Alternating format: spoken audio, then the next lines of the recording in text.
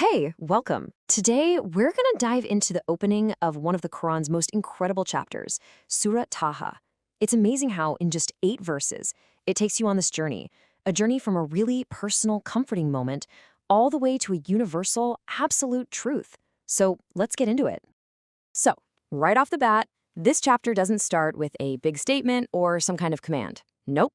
It starts with a deep mystery, something that's designed to make you just stop, lean in, and really pay attention. These are the very first sounds that greet you. 2 Arabic letters, Ta-Ha. Now, these are known as the huruf muqatta'at, or the disjointed letters. And while their exact meaning is a secret known only to God, their purpose is just so profound.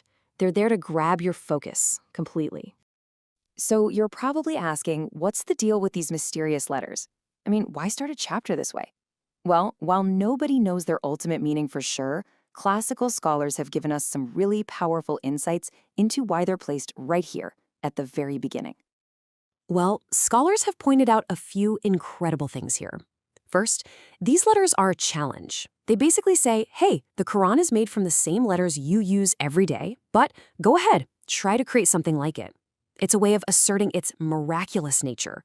They also act as a way to silence any hecklers, to create this dramatic pause, almost like a drum roll before the divine message starts. Some have even said it could be a direct address, meaning, oh man. But the big takeaway? These letters are demanding your full, undivided attention.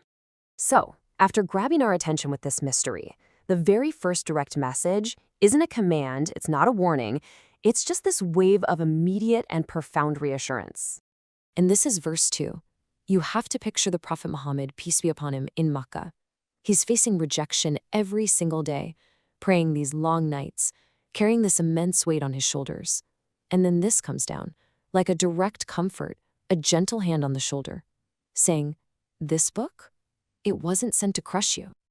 And this just perfectly lays out the core difference. So often, people think religion is about causing distress, or it's like a whip to beat yourself with. But the Quran says, no, that's not it at all. The source I'm drawing from puts it perfectly. It's a light, not a whip. It's a tavkira, a reminder. It's a total rejection of this idea that burning yourself out is somehow a sign of piety. So who actually benefits from this reminder? Well, it's for those who have khashya. And this isn't just simple fear. It's this deep, reverent awe that's rooted in knowing and being conscious of God.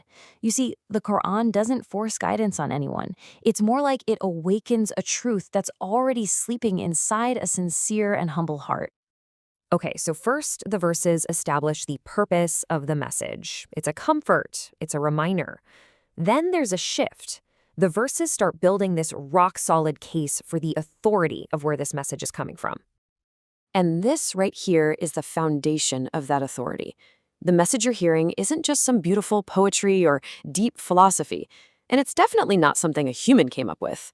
No, this is a direct download from the creator of everything you can see and everything you can't, from the very ground under your feet to the most distant stars. And the nature of this creator is defined by this amazing combination of 2 core qualities. You've got absolute power on one side and infinite mercy on the other. And think about it for a second. Power without mercy, that's just tyranny. And mercy without power, well, that's just weakness.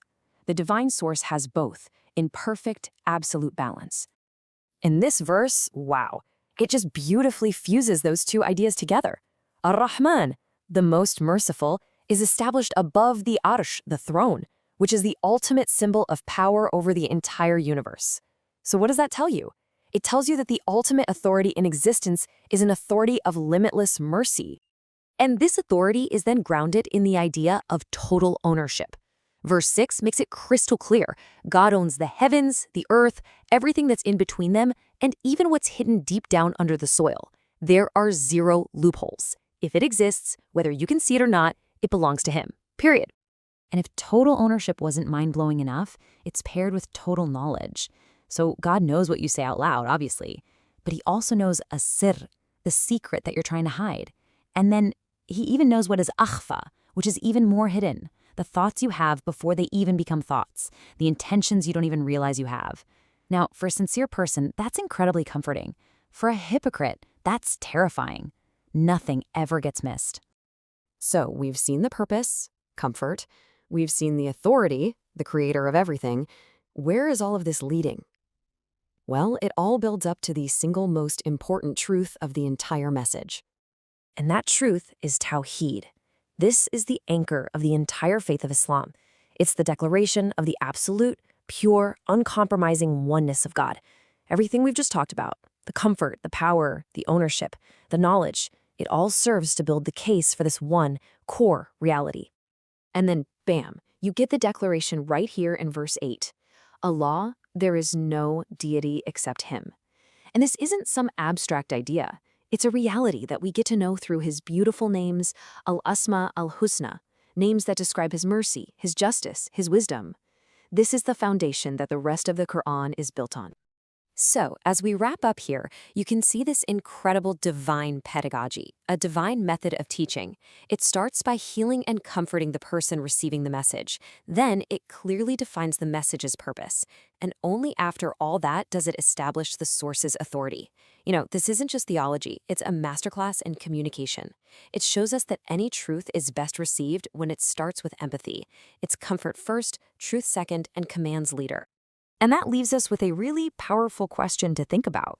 If this is how divine guidance introduces itself with this much profound empathy and comfort, what does that tell us about how we should approach all the commands that come later? It kind of suggests that they too are rooted in that very same mercy, right?